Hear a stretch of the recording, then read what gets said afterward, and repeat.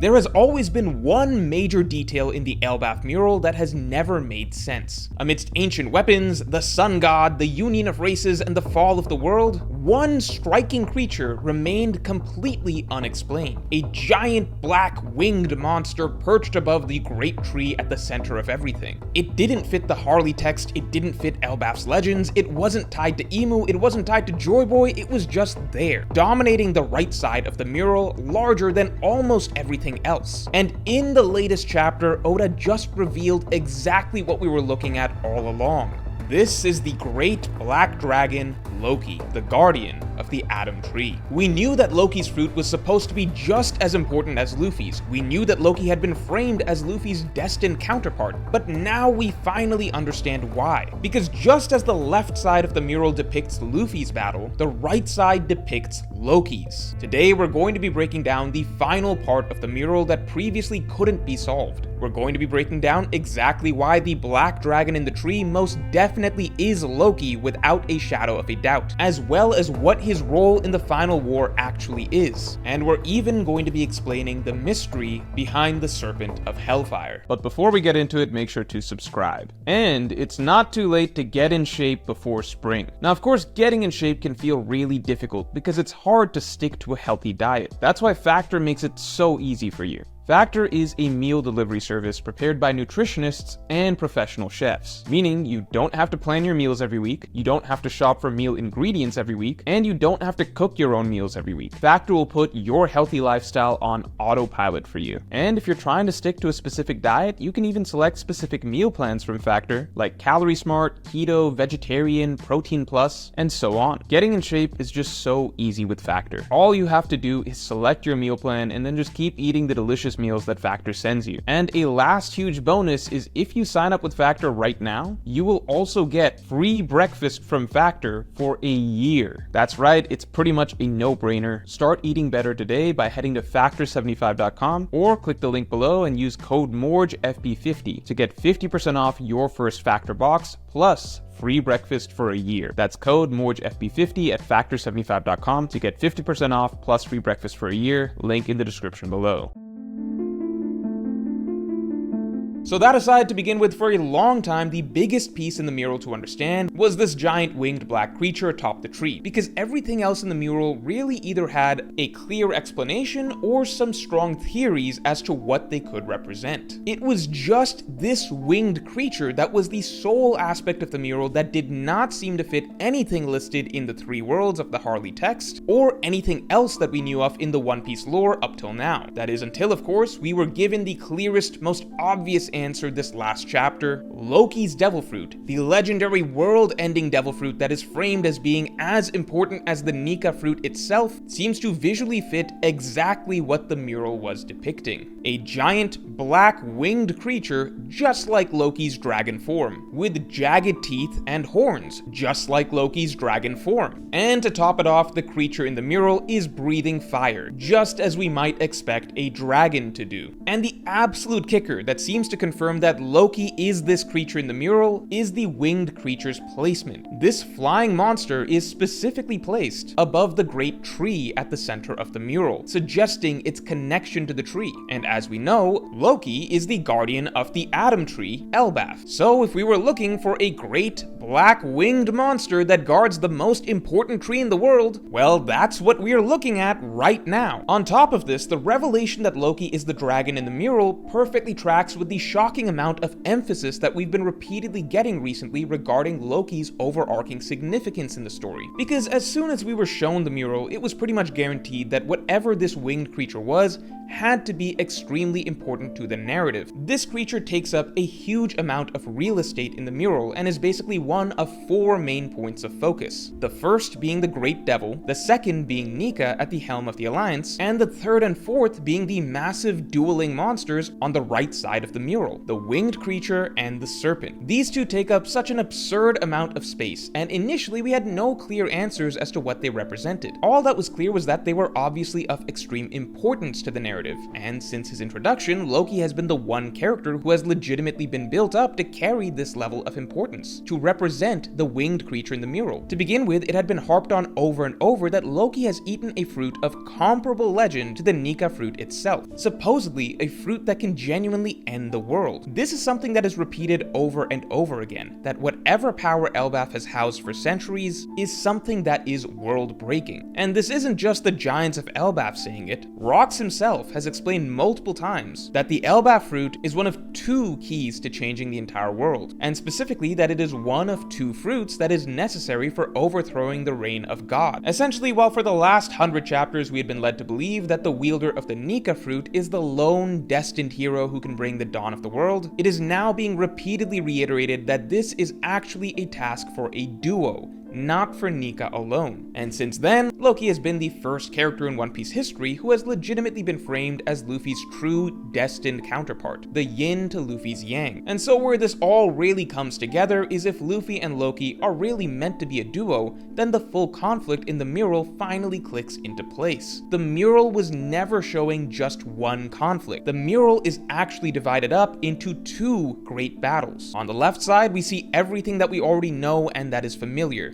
It's Nika leading an alliance of all races and nations, fishmen, samurai, minks, giants, etc., against a dark, oppressive, evil, devil-like force. So regardless of whether or not you believe this is depicting the events of the Void Century War, and therefore this is Joy Boy leading the world against Emu, or if you believe that this is depicting the events of the upcoming Final War, and that this is Luffy leading the world against Emu, either way it doesn't really matter because the general concept is the same. We all agree that the left side of the mural depicts Nika leading the world against the evil devil Emu. Hell, this devil could even represent Blackbeard after having taken Emu's power, but the point still remains the same. We essentially know the gist of the battle that is happening here. So what then is happening here on the right side? There is a second simultaneous great battle that is taking place in parallel with the battle on the left. But this battle on the right is not a great war. Rather, it is a singular duel between two world-ending titans. And if this dragon represents Loki, well then now, if we take a step back, now we can finally see how the parallel roles of Luffy and Loki fall into place, foreshadowed all along in the mural. Bringing the dawn of the world is of course ultimately going to be Luffy's job. Loki is not going to replace Luffy as this leader who can bring the entire world together to dethrone the evil god. But Loki is, and has always been, a lone wolf, which is why we see him here, separate from the Alliance, locked into his own battle with the weight of the world on his shoulders against another Goliath, seemingly even defending the land of Elbaf as he does so. Just as Rox told us, a second wielder of a second legendary fruit will be necessary to win the final war, and now it makes sense why. Not to take up Luffy's spotlight in the battle against Emu, but rather to fight a separate, but absolutely essential concurrent battle, shielding the Alliance from a completely different entity.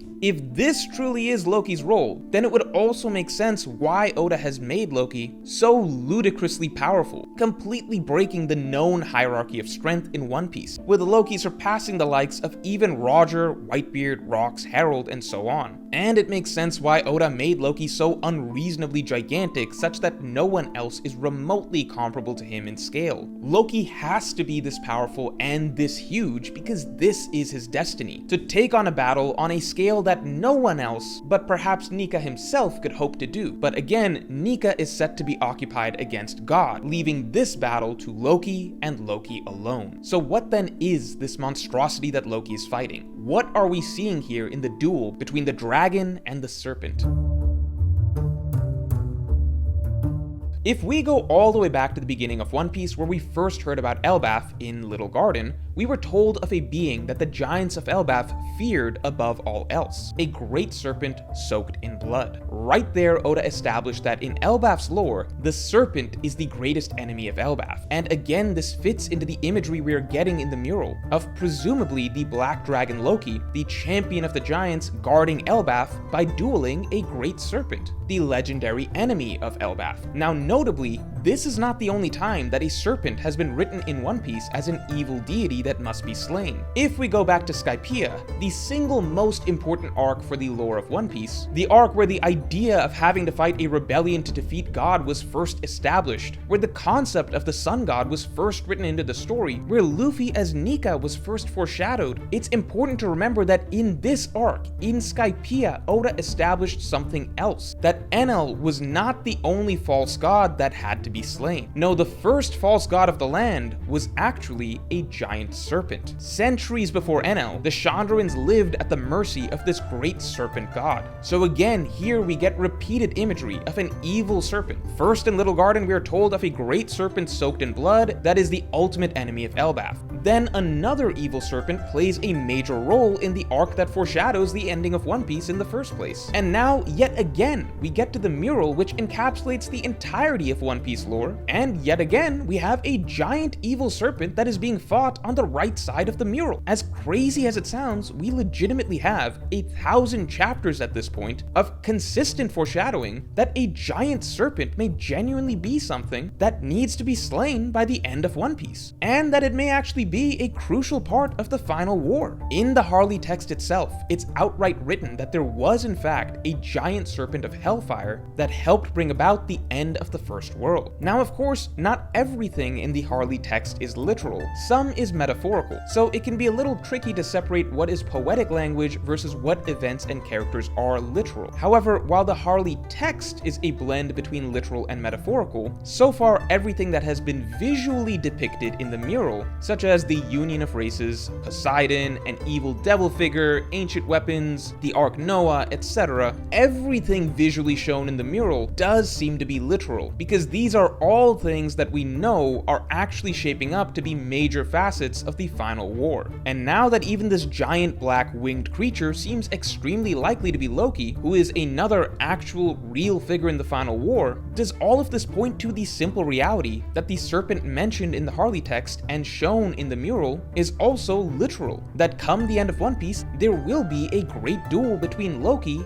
and the very thing that the giants feared the most, a giant serpent. Because here's where it gets really interesting. In the Harley, it stated that this Serpent of Hellfire was working in conjunction with the god of the earth to bring the end of the world. But what's crazy is that if we go back to Skypiea, the arc all about foreshadowing, the great evil serpent in that arc was also actually the earth god according to the Shandians. That's right, the serpent was referred to as the god of the land, and the Shandians believed that this serpent could punish heretics by creating earthquakes. This is now just getting to be absurd in line with the text and mythology of the Harley. And if you're thinking, whoa, Morge, even if we take all of this foreshadowing and hints and references into account, isn't this getting kind of hard to believe? How could there actually be a gigantic serpent that has to be defeated in the final war of One Piece? A serpent so large that it dwarfs even Loki, that is also tied to the idea of an earth god that can reshape the earth, that supposedly existed in the time of the first world? Where would a creature so large even have been residing all this time? And why would it only appear in the final war? Well, here's where it gets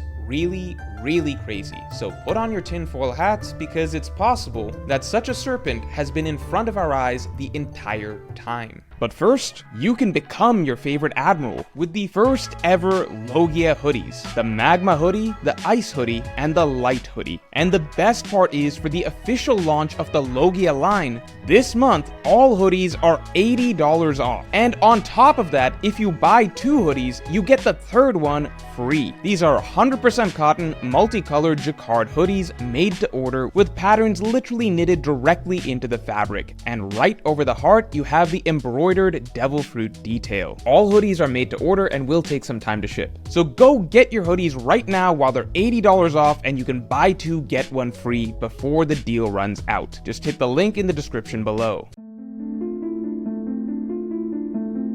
One of the greatest long-running mysteries of One Piece has always been the Red Line. the gigantic line of rock that encircles the entire globe. Now you could say that there is nothing more to the red line and that it is simply a natural giant rock formation. However, we now know that the One Piece world was not always like this. In fact, nothing about the One Piece world is natural. The entire planet was once composed of continents that were flooded over by the ocean, and even that great restructuring of the planet was only at the end of the second world. The world was actually even more different during the first world, because at the end of the first world, the whole planet was reshaped in some way, and this time it was not due to a great flood, but rather this first reshaping of the globe had something to do with the Earth and a giant serpent. Now what's really curious is that the red line, as a long, thin, red mass of Earth that circles the globe, does fit the concept of a blood-soaked, aka red, serpent. But on top of that, as a giant mass of Earth specifically, the red line also fits the concept of being the product of an Earth god. And as we saw in Skypiea, Oda even tied together the two concepts of a great serpent and an Earth god by establishing that to the Shandians,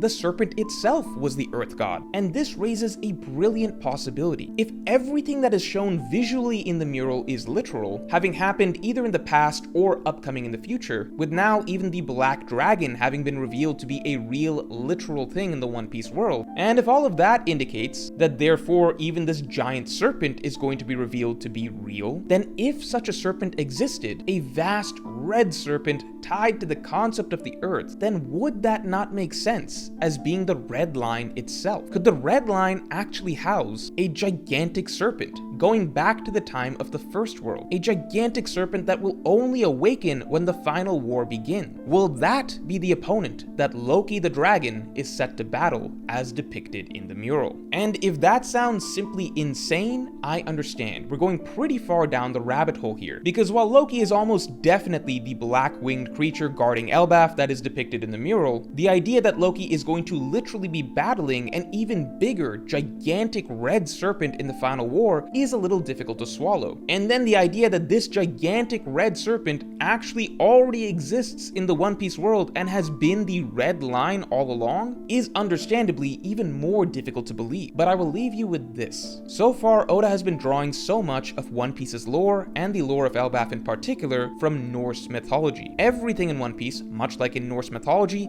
is heading towards the idea of the final war that will bring an end to the world as we know it. Essentially the Norse idea of Ragnarok. Now Loki, despite being named Loki, is ironically not modeled after the actual Norse god Loki, but rather One Piece's Loki is most clearly and obviously inspired by one Norse character in particular, the most iconic of all Norse gods, the greatest warrior of Norse mythology, Thor. This needs almost no explanation. Loki's entire character design is just blatantly based off of Thor, down to Loki even wielding the legendary hammer Ragnar, which is obviously a direct recreation of Thor wielding his mighty iconic hammer Mjolnir. And Loki with Ragnar of course also wields the power of lightning, just like Thor with Mjolnir wields the power of lightning. And to top it off, Loki's entire persona is pulled directly from Thor as well. Loki is just like Thor, a proud, hot-headed warrior. Just as Thor in Norse mythology is the platonic ideal of Viking warrior spirit, so too is Loki in One Piece the platonic ideal of Elbaf's warrior spirit. So considering Loki is clearly Oda's depiction of Thor in the world of One Piece, now consider this. In Norse mythology, Ragnarok, the final war to end all wars, began when the great serpent that circled the globe finally let go of its tail and awakened to begin its destruction of the world, only for the serpent to then come up against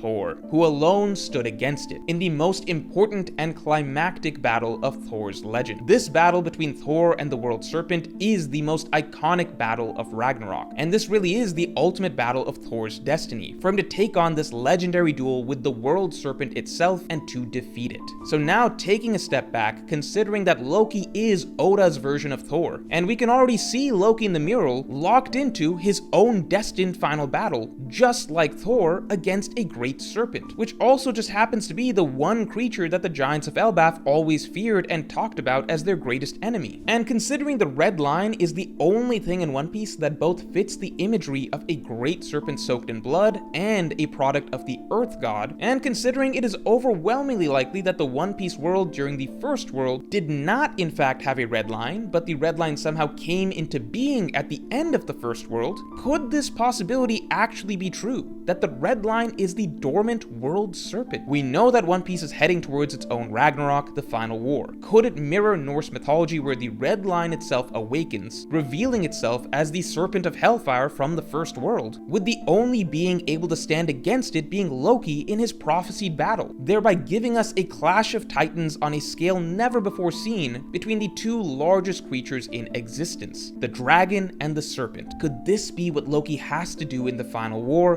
while Luffy is busy leading the alliance against Imu? Could this be why Rocks believed that two fruits would be needed to bring the dawn of the world? Because Imu is not the only problem. There is also a great serpent that must be defeated, and only a giant wielding the legendary dragon fruit of Elbaf could stand against a monster of such size. If this battle between Loki the dragon and the world serpent sounds too fantastical to be true, well, not long ago I would have said that a fruit of this scale that could legitimately end the world would be too fantastical to be true, yet here we are. I would have said that One Piece ending with a war against an army of demons would have been too fantastical to be true, yet here we are. I would have said that our little rubber goofball Luffy being a sun god who can bend reality would have been too fantastical to be true, and yet here we are. I think it may be time to open our minds to the reality that the end of One Piece is going to go far beyond anything that we would have previously imagined as possible, and I think we may be truly heading for this battle on the right side of the mural being the actual endgame for Loki, a battle that Oda seems to have foreshadowed ever since he told us of the Giants of Elbaf in the first place. So let me know in the comments below what you believe Loki's role in the final war will be, and if you enjoyed this video then definitely like and subscribe, and if you want to hear why I believe that readers may still be underestimating just how important Loki will be in the finale of One Piece, then you can listen to my weekly podcast that just dropped by becoming a member or by supporting me on Patreon, link in the description below.